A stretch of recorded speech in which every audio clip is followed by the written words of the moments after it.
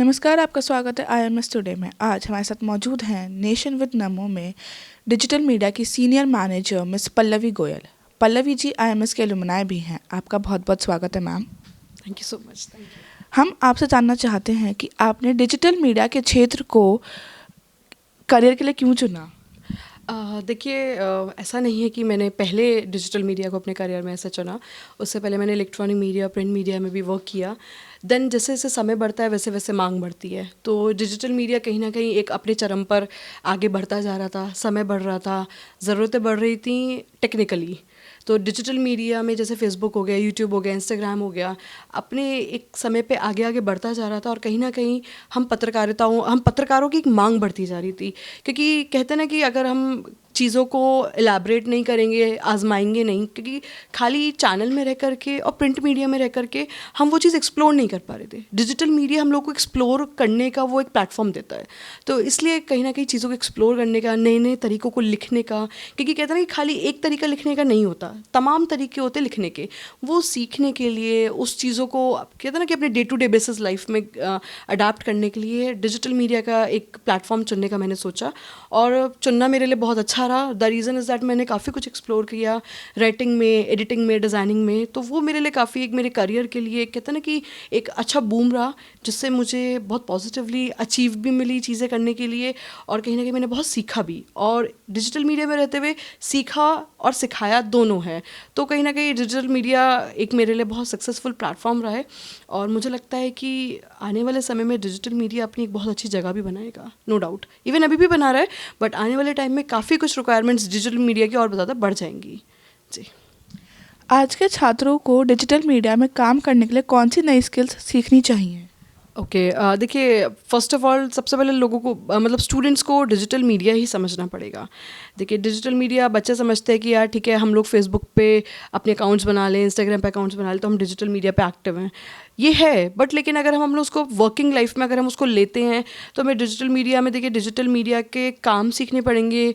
उनकी चाहे Meta guidelines हो, उनके एआई लेबल्स हो। फर्स्ट अब जो टाइम आ रहा है एआई का आ रहा है, वो डिजिटल को कहीं ना कहीं बहुत ज़्यादा एक्सेप्ट कर रहा है। डिजिटल में आकर के एआई अपना एक अलग परफॉर्मेंस बना रहा है, तो वो हमें सीखने की बहुत ज़्यादा ज़रूरत है। और डिजिटल मीडिया में हमारे चाहे फेसबुक हो, इंस्टाग्राम हो, यूट्यूब हो, स्नैपचैट हो, इन तमाम हम लोगों को डिजिटल प्लेटफॉर्म्स को अगर हम सीखेंगे और उस पर वर्क करेंगे तो अचीवमेंट मिलेगी। और जैसे अभी आने वाले समय में एआई अपनी बहुत ज़्यादा जगह लेने वाला है डिजिटल मीडिया के अंदर ही, तो वो सीखने की हमें ज़रूरत काफ़ी ज़्यादा है, और वो सीखेंगे तभी अचीव कर पाएंगे। डिजिटल मीडिया में काम करते समय सबसे बड़ी मुश्किल क्या आती है? ओके, देखिए, डिजिटल मीडिया में अगर मैं बात करूँ, अगर मैं एक राइटर हूँ, ठीक है, लिखने के लिए ठीक है, राइटर हूँ, सब कुछ है, बट हम उस पर वर्क कैसे करते हैं वो हमें एक सीखना भी पड़ता है। और वो कहीं ना कहीं हमारे को कई बार मुश्किल लाती है। क्यों? क्योंकि हम एक अपने कंफर्ट जोन में आ जाते हैं। हम एक राइटर होते हैं तो हमें पता है कि हमें बस लिखना है, हम लिख करके छोड़ देते हैं। बट डिजिटल मीडिया में ऐसा नहीं होता। हम लिखने के साथ साथ वो हैंडलिंग पावर में भी आ जाता है कि हमें हैंडल करना पड़ता है। मानिए हम फेसबुक के लिए लिख रहे हैं, तो फेसबुक पे लिखने के साथ साथ उस पर डिज़ाइनिंग, क्रिएटिंग और पोस्टिंग, तीनों चीज़ें हमें खुद से करनी पड़ती है।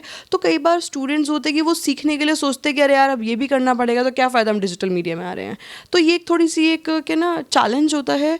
अगर सीख जाते हैं तो बढ़ जाते हैं आगे, अदरवाइज़ फिर इलेक्ट्रॉनिक मीडिया, प्रिंट मीडिया में आप जानते हैं काम कैसे होता है, वो हम करते ही हैं। वो भी सिखाता है काफ़ी कुछ, पर डिजिटल मीडिया हमें सब कुछ सिखाता है, हमें ऑलराउंडर बनाता है। तो वो हमें करने की ज़्यादा ज़रूरत है। तो वो कहीं ना कहीं कभी कभी डिफ़िकल्टीज़ लाती है, लेकिन कहते हैं ना कि हार्डवर्क ऑलवेज पेज।